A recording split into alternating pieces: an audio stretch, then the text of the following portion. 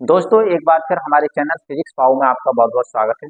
दोस्तों आज हम एक बहुत महत्वपूर्ण टॉपिक को आपके सामने प्रस्तुत कर रहे हैं और ये टॉपिक परीक्षा की दृष्टि से बहुत ही ज़्यादा महत्वपूर्ण है, बहुत ही ज़्यादा। ये देखो और टॉपिक का नाम है ओम का नियम और अनुगमन वेग के आधार पर ओम के नियम का सत्यापन।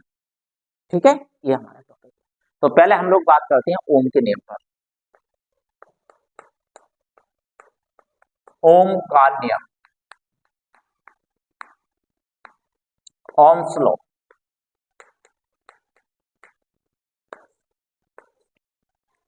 क्या होता है भाई ओम का नियम? हमेशा ध्यान रखना आप, ओम का नियम जो होता है, एक मिनट में समझा देता हूँ, लिखाऊंगा। ये होता है बी समानुपाती आई, और बी क्या होता है? विभवांतर, और आई क्या होती है? उसमें बहने वाली धारा। बस नहीं। और एक शर्त और होती है इसमें कि ये बी समानुपाती आई जब ही होती है जब किसी चालक की भौतिक अवस्था में परिवर्तन ना करें। यदि आप अवस्था में परिवर्तन कर रहे हैं तो बी समानुपाती आई नहीं होगा, फिर यहाँ पे कुछ और सूत्र निकल के आएगा। ठीक है, तो याद रखना कि ओम का नियम क्या होता है? बी समानुपाती आई। कब? जब आप भौतिक अवस्था में परिवर्तन नहीं कर रहे हैं। किसकी? चालक की, जिसमें ये धारा बह रही है, जिसके सिरों पे विभवांतर लगाया उसकी। ठीक है, तो हम यहाँ पे स्टार्ट करते हैं इसे लिखना। यदि किसी चालक की भौतिक अवस्था में, यदि किसी चालक की भौतिक अवस्था में परिवर्तन ना करें, भौतिक अवस्था में परिवर्तन ना करें तो चालक के सिरों के बीच, तो चालक के सिरों के बीच, चालक के सिरों के बीच उत्पन्न विभवांतर,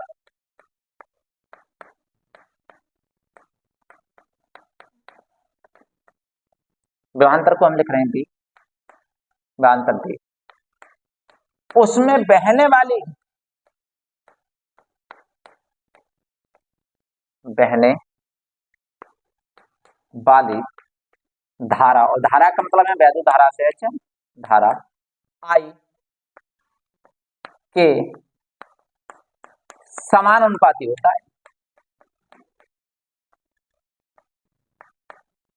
समानुपाती होता है।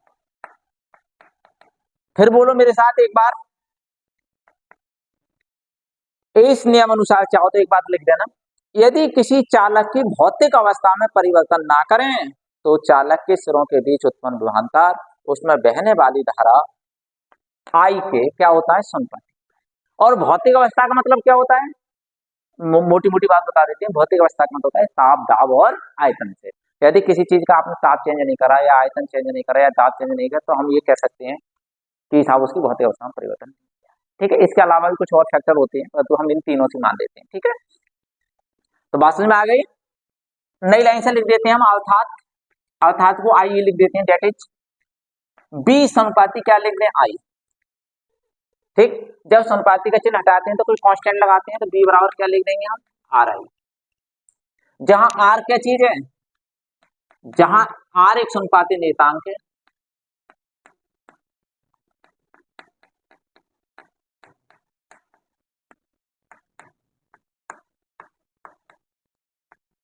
नियतांक है, जिसे क्या कहते हैं? चालक का प्रतिरोध कहते हैं। क्या कहते हैं? चालक का प्रतिरोध। क्यों भाई? प्रतिरोध का मात्रक क्या होता है? ओम। ठीक है, तो यहां तक हमारी बात समझ में आई। ये बात तो हो गई ओम का नियम, ये ओम का नियम हो गया। तो अब हम अनुगमन वेग के आधार पर ओम के नियम का सत्यापन करना चाह रहे हैं और ये बहुत इंपोर्टेंट है, तो हेडिंग बनाते हैं, अनुगमन वेग के आधार पर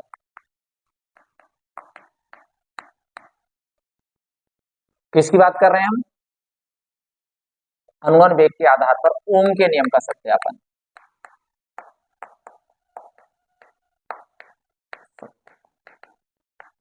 एक बात और ध्यान रखना, अनुगण वेग का दूसरा नाम डिस्ट वेग भी होता है, इंग्लिश में ड्रिफ्ट वेलोसिटी कहते हैं, समझ में आई?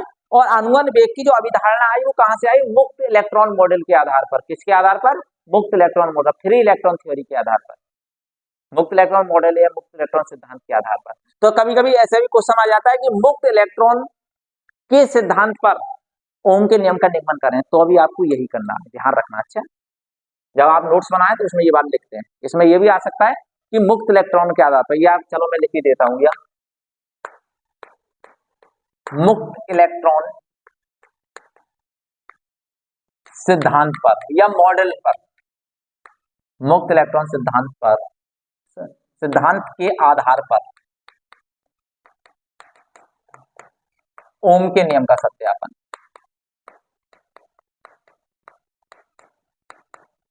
सत्यापन, ठीक है? सत्यापन मतलब डेरिवेशन का। ठीक है, तो अब हम इसका डेरिवेशन करते हैं और बहुत आसान तरीके से मैं आपको बताने जा रहा हूं किस तरह से इसका डेरिवेशन करते हैं। हम लिख देंगे हम जानते हैं कि, ऐसे लिखना आप एग्जाम में, हम जानते हैं कि, क्या जानते हैं आप? अनुगमन वेग, अनुगमन वेग तथा वैद्युत धारा में संबंध,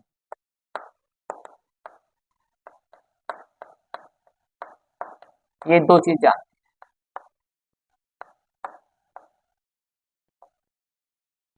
क्या संबंध होता है? I बराबर NeABD, ये संबंध होता है, और इसे इक्वेशन हमने डाल दिया। और एक संबंध और है, अनुगमन वेग और श्रांति काल में,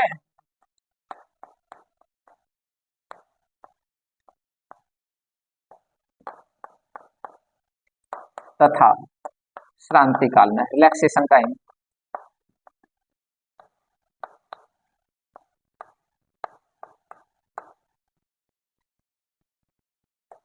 उसमें क्या संबंध होता है? इसमें संबंध होता है मेरे बेटे, अनुगमन वेग और श्रांति काल में क्या संबंध होता है पता है? ये होता है बीडी। बीडी क्या होता है? अनुगमन वेग। बीडी बराबर ई मतलब इलेक्ट्रॉन का आवेश, बी विभवांतर, एम द्रव्यमान, एल लंबाई और तो श्रांति, ये संबंध होता है। ये दोनों संबंध हमें याद होने चाहिए भाई, कई कई बार लिख के देखना आप लोग। बस समझ में आ रही बात? अब हम क्या करते हैं, समीकरण 1 और 2 को हल करते हैं। चलिए, तो ये नोट कर लिए होंगे आपने। अब नई लाइन से लिख देते हैं हम, पता नहीं यहां से दिखाई देगा नहीं देगा, मैं ऊपर ही लिख देता हूँ सारा।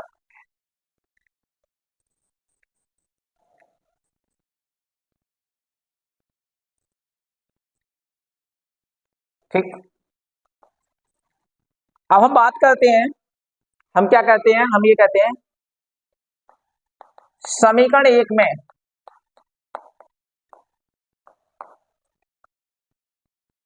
BD का मान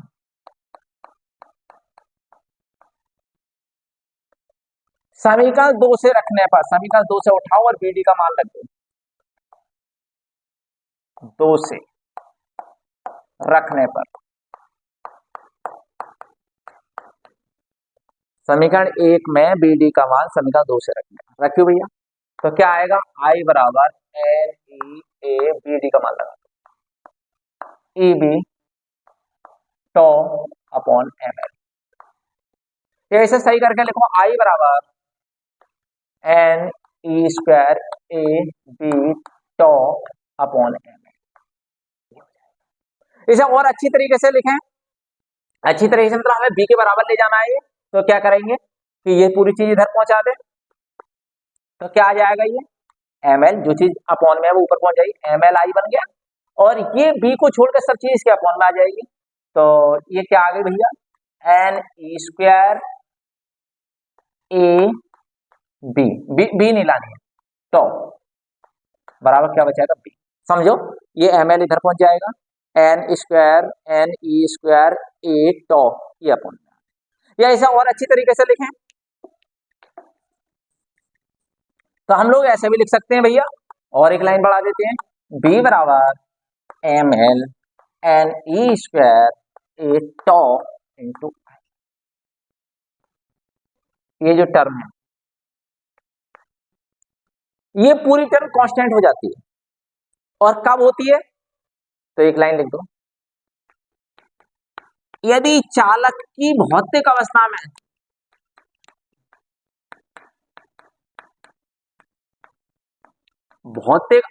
में परिवर्तन ना करें,